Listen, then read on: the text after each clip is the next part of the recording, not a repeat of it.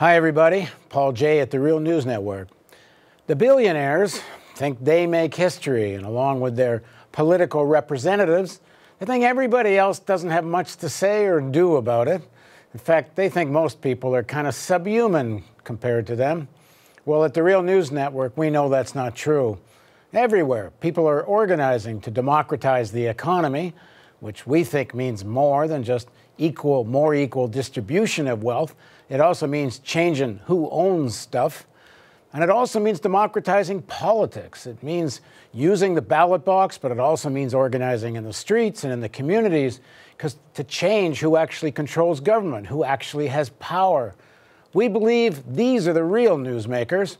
And at The Real News, we want to strengthen our reporting on these movements, enrich our work covering the search for effective solutions, and focus on reaching working people who rarely hear about the big picture from corporate news.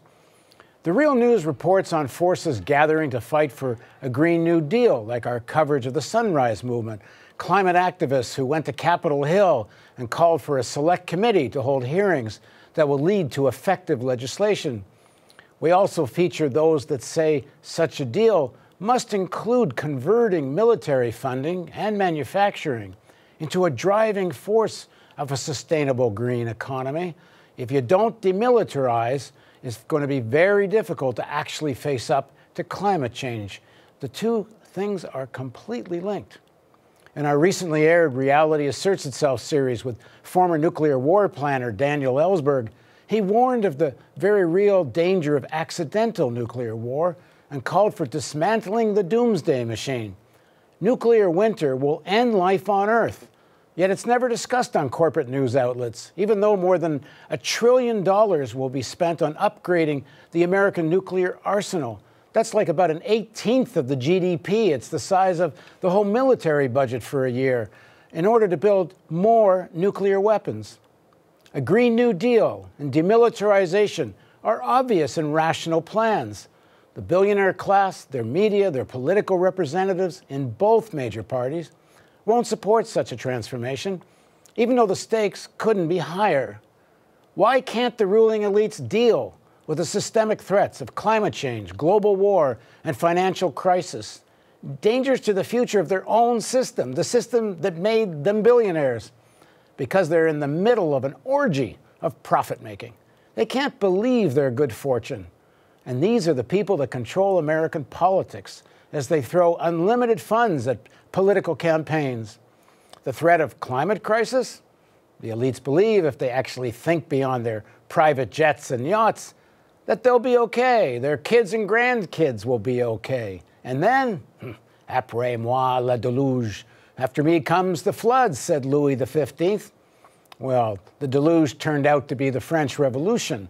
And in 1793, Louis XVI lost his head. Those individuals within the elite who do see what's coming and are trying to sound the alarm, and there's more than a few, are marginalized.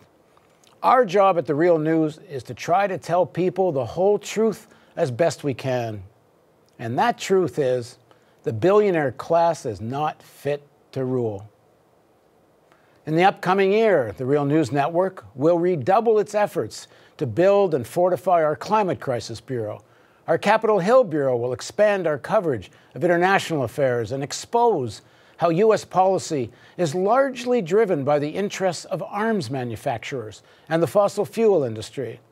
We're building our Baltimore Bureau, connecting the daily struggle for a safe and more equitable city to the systemic reasons for chronic poverty and unemployment, always with our eye on what effective solutions look like. We're also reporting from southern Pennsylvania, where we cover issues of concern to working people and focus on those who voted for Trump, engaging them in a search for real solutions.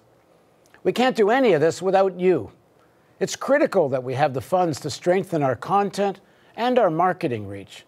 The Real News Network is nonprofit, doesn't sell advertising or accept funding from corporations or governments. Please consider a donation this year to the Real News Network. In the U.S. and Canada, the donation's tax deductible. All donations made at the end of year will be matched, doubling your impact. At The Real News, we feel a sense of urgency about our work and we hope you'll feel a sense of urgency about supporting us through your donations and by spreading our stories far and wide. So somewhere around this video player, there should be a donate button. And if you can click on it, you can donate electronically, you can send us a check, you can make a phone call, you can send a carrier pigeon, whatever it takes. But please, help us make real news.